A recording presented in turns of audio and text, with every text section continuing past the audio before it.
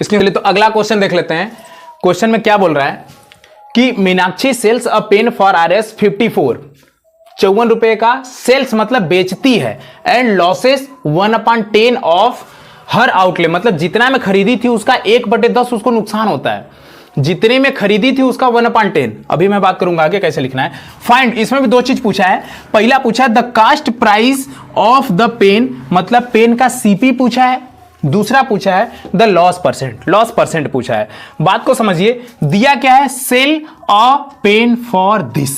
Okay, tag word पकड़िए, ये दिया है सेल्स दिया है, मतलब एसपी दे रखा है, एसपी दे रखा है। एसपी कितना दिया है 54, एसपी कितना दिया है 54 रुपीज, समझ आया। एसपी कितना दिया है 54 रुपीज।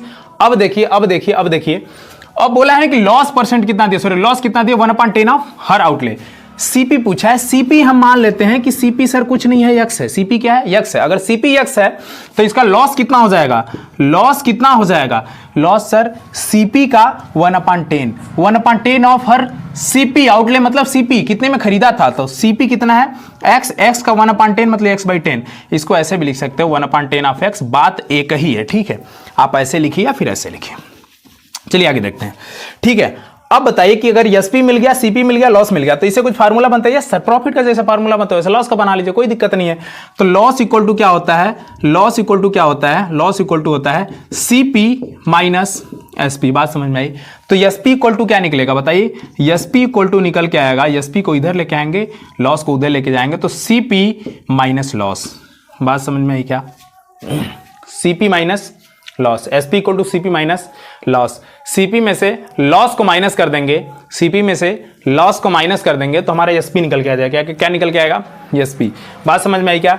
तो वही काम हम करेंगे यहाँ पे। एसपी कितना है 54, एसपी कितना है 54, सीपी कितना है, सीपी है एक्स, माइनस लॉस कितना है x/10, x/10। बात समझ में, यहाँ कुछ नहीं है तो 1 मानेंगे। तो 54 इक्वल टू इसका एलसीएम हो जाएगा 10, ये 10 से डायरेक्ट मल्टीप्लाई होगा 10x माइनस एक्स, 10 से 10 कैंसिल x, तो 10x माइनस एक्स मिलकर कितना होगा 9x। तो 54 इक्वल टू हो जाएगा 9x, नीचे क्या आएगा 10। बताइए 10x में से एक x चला जाएगा, यहाँ कुछ नहीं है तो यहाँ 1 है, क्या है 1 है। तो 10x मतलब 10x में से 1x चला जाएगा। पेन है ना, पेन है, 10 पेन में से एक पेन चला जाएगा तो कितना बचेगा 9 पेन, मतलब 9x बचेगा, ठीक है। अब इसको डिवाइड कर लेंगे, तो आपको पता है x को अकेला बचाना है, तो ये ऊपर है तो इसको नीचे भेजेंगे, और नीचे है तो इसको ऊपर भेजेंगे, तो ये हो जाएगा इधर कर लेते हैं, ये हो जाएगा 54। अब देखिए 10 नीचे जाएगा ऊपर इंटू 10, 9 ऊपर है जाएगा नीचे, मतलब 9 आएगा नीचे। उधर क्या बचा, उधर अकेला x बच गया, क्या बच गया, x बच गया। यहां तक बात समझ में आई क्या। 10 नीचे था ऊपर गया, 9 ऊपर है नीचे आ गया, उधर x बेचारा अकेला बच गया। यही x की वैल्यू ही तो निकालनी थी हमें, जिसकी वैल्यू निकालनी उसको एकदम अकेला बना दो, उसको एकदम अकेला बनाओ, अकेला बना दिया हमने। अब देखिए 9 6 54, 6 और 10 का मल्टीप्लाई करेंगे 60 की वैल्यू, x की वैल्यू कितनी आ गई 60। ये x है क्या सर, सीपी ऑफ सीपी दिया है, किसका दिया है, पेन का सीपी दिया है, ये सीपी निकल गया। तो पहला क्वेश्चन पूछा था कि the cost price of the pen, बिल्कुल निकल गया, पहले का आंसर यही है। सीपी कितना निकल गया x, कितना निकल गया x की वैल्यू 60, मतलब सीपी कितना निकल के गया 60। अब हमें लॉस दिया है x/10, मतलब x जगह कितना रखेंगे 60 रखेंगे, और नीचे कितना दिया है 10, तो 1 0 से 1 0 खत्म, आ गया 6। तो लॉस कितना निकल के आ गया 6, लॉस कितना आ गया 6 रुपए का नुकसान हुआ था उसे पूरे लेन देन में। पूरे लेन देन में उसे क्या हुआ था 6 रुपए का नुकसान हुआ था। अगर 6 रुपए का नुकसान हुआ है तो हमसे नुकसान नहीं पूछा है, नुकसान परसेंट पूछा है, मतलब लॉस परसेंट पूछा है हमसे।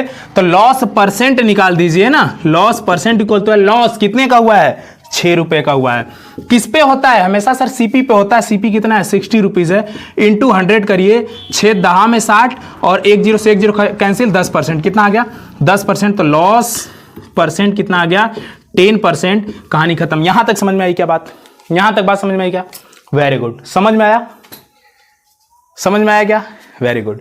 चलिए आज के लिए बस इतना ही, मिलते हैं अगले वीडियो में, तब तक के लिए आपका धन्यवाद। एकदम आराम से पढ़ते रहिए, जबरदस्त तरीके से पढ़ते रहिए। अगला क्वेश्चन भी आप एकदम तैयार करके रखिए, अगली वीडियो में उसको भी लेके आ रहे हैं। तब तक के लिए आपका धन्यवाद। जय हिंद, जय भारत।